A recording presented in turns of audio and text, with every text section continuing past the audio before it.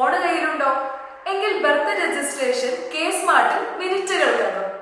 അപ്പോൾ ഇന്നലത്തെ വീഡിയോയിൽ നമ്മൾ കെ സ്മാർട്ട് മുഖേന എങ്ങനെയാണ് രജിസ്റ്റർ ചെയ്യാന്നുള്ളതും മാരേജ് രജിസ്ട്രേഷനെ കുറിച്ചും പറഞ്ഞിട്ടുണ്ടായിരുന്നു. അപ്പോൾ ഇന്ന് നമ്മൾ നോക്കാൻ പോകുന്നത് കെ സ്മാർട്ട് മുഖേന എങ്ങനെയാണ് ബർത്ത് രജിസ്ട്രേഷൻ എന്നതിനെ കുറിച്ചാണ്. അപ്പോൾ നമുക്ക് ആദ്യം ലോഗിൻ ചെയ്യാം. അതിന് ശേഷം നമ്മൾ സിറ്റിസൺ ലോഗിൻ ക്ലിക്ക് ചെയ്യാണ്. നമ്മളിവിടെ ഫോൺ നമ്പർ ആഡ് ചെയ്യുന്നു. അപ്പോൾ ഈ നമ്പറിലേക്ക് ഒരു OTP സെൻഡ് ആവും. ഈ OTP നമ്മളിവിടെ കൊടുക്കണം. നമ്മൾ OTP കൊടുത്തതിന് ശേഷം ലോഗിൻ ചെയ്യുകയാണ്.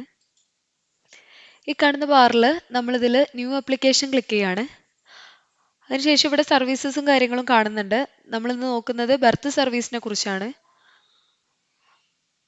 ഇതിൽ നിരവധി ഓപ്ഷൻസ് ഉണ്ട്.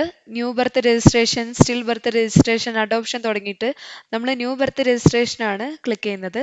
6 സ്റ്റേജ് ഉണ്ട് ടോട്ടൽ. ഇതിൽ നമ്മൾ ഫസ്റ്റ് വരുന്നത് ചൈൽഡ് ഇൻഫർമേഷൻ ആണ്. കുട്ടിയുടെ ഡേറ്റ് ഓഫ് ബർത്ത് ആണ് ഇവിടെ കൊടുക്കേണ്ടത്. പിന്നെ വരുന്നത് ജനിച്ച സമയമാണ്. കുട്ടിയുടെ ജെൻഡർ ആണ് ഇവിടെ കൊടുക്കേണ്ടത്. പിന്നെ വരുന്നത് പ്ലേസ് ഓഫ് ബർത്ത് ആണ്.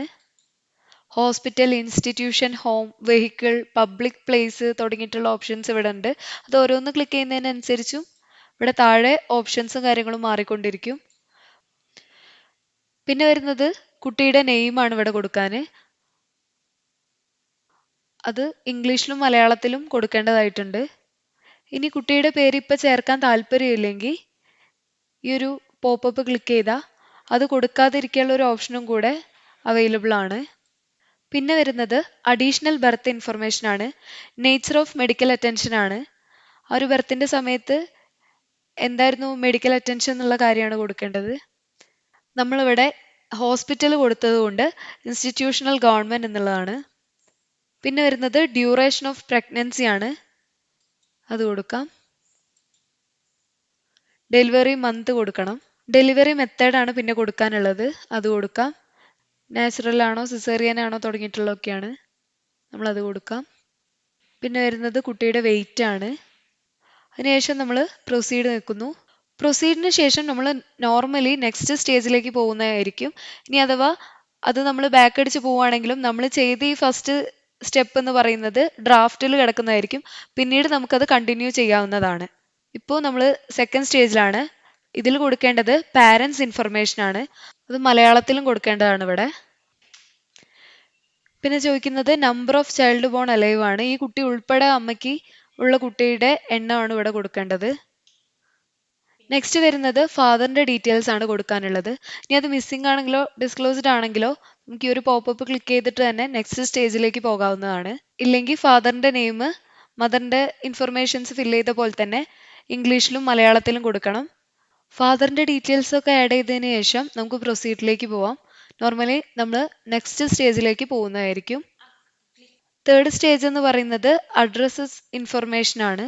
അത് കൊടുക്കാം. പ്രസന്റ് അഡ്രസ്സ് വേണം കേരളത്തിലുള്ള.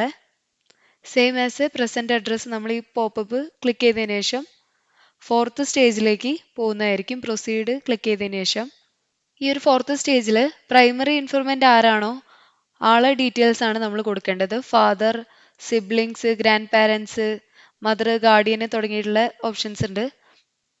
വാലിഡ് ആയിട്ടുള്ള കോണ്ടാക്ട് നമ്പറും അഡ്രസ്സും ആഡ് ആക്കിയതിന് ശേഷം പ്രൊസീഡ് ക്ലിക്ക് ചെയ്ത് അടുത്ത സ്റ്റേജിലേക്ക് പോകുന്നു. പ്രിവ്യൂ എന്ന് പറയുന്നത് ഫിഫ്ത്ത് സ്റ്റേജ് ആണ്. ഇതിൽ നമ്മൾ ഇതുവരെ ചെയ്ത സ്റ്റേജസ് കാര്യങ്ങളൊക്കെ കാണാൻ പറ്റും. നമ്മൾ ആഡ് ആക്കിയ ഇൻഫർമേഷൻസ് ഒക്കെ ഇവിടെ കാണാൻ പറ്റുന്നതാണ്. ഈ ഒരു എഡിറ്റ് ബട്ടൺ ഞെക്കിയാൽ നമുക്കിപ്പോൾ പാരൻസ് ഇൻഫർമേഷനിൽ എന്തെങ്കിലും എഡിറ്റ് ചെയ്യാണ്ടെങ്കിൽ ഈ ഒരു എഡിറ്റ് ബട്ടൺ ഞെക്കിയതിന് ശേഷം അവിടെ പോയിട്ട് ഏത് ഇൻഫർമേഷൻ ആണോ അത് എഡിറ്റ് ചെയ്യാവുന്നതാണ്. ഇതുവരെ കൊടുത്ത ഇൻഫർമേഷൻസ് എല്ലാം കറക്റ്റ് ആണെന്നുള്ളതാണ് ഈ ഒരു പോപ്പപ്പ്. അപ്പോൾ അത് ക്ലിക്ക് ചെയ്തതിന് ശേഷം പ്രൊസീഡിലേക്ക് പോയിട്ട് അത് ക്ലിക്ക് ചെയ്ത് അടുത്ത സ്റ്റേജിലേക്ക് പോകാവുന്നതാണ്. അതിനു മുന്നേ ഈ ഒരു സർട്ടിഫിക്കറ്റ് പ്രിവ്യൂ എന്ന് പറയുന്നത് ക്ലിക്ക് ചെയ്താൽ നമ്മൾ കൊടുത്ത ഡീറ്റെയിൽസിനനുസരിച്ചിട്ടുള്ള സർട്ടിഫിക്കറ്റിൻ്റെ ഒരു മോഡൽ ഇവിടെ കാണാൻ പറ്റും.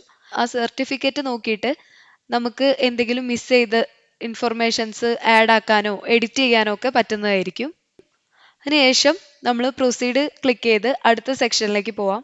അതാണ് സിക്സ്ത് സ്റ്റേജ്, ഡിക്ലറേഷൻ.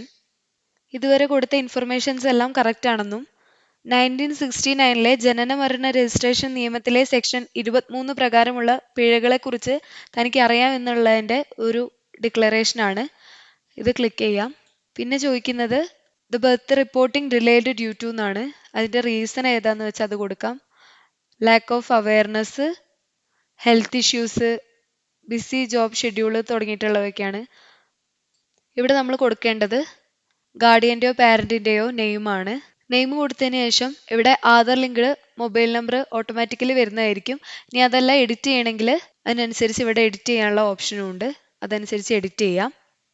ഡീറ്റെയിൽസ് എല്ലാം കൊടുത്തതിന് ശേഷം നമുക്കിത് പ്രൊസീഡ് ചെയ്യാവുന്നതാണ്. അപ്പോൾ ഇങ്ങനെയാണ് ബർത്ത് രജിസ്ട്രേഷൻ ചെയ്യുന്നത്. കൂടുതൽ വിവരങ്ങളുമായി ഞങ്ങൾ അടുത്തൊരു വീഡിയോയിൽ നിങ്ങളായിട്ട് ഷെയർ ചെയ്യുന്നതായിരിക്കും. ഈ ഒരു വീഡിയോ നിങ്ങൾക്ക് ഉപകാരപ്പെട്ടു എന്ന് വിശ്വസിക്കുന്നു. അപ്പോൾ ഇങ്ങനെയാണ് കേസ്മാർട്ട് മുഖേന ന്യൂ ബർത്ത് രജിസ്ട്രേഷൻ ചെയ്യുന്നത്. അപ്പോൾ കൂടുതൽ വിവരങ്ങളുമായിട്ട് ഞങ്ങൾ ഒരു അടുത്ത വീഡിയോ നിങ്ങളായിട്ട് പങ്കുവയ്ക്കുന്നതായിരിക്കും.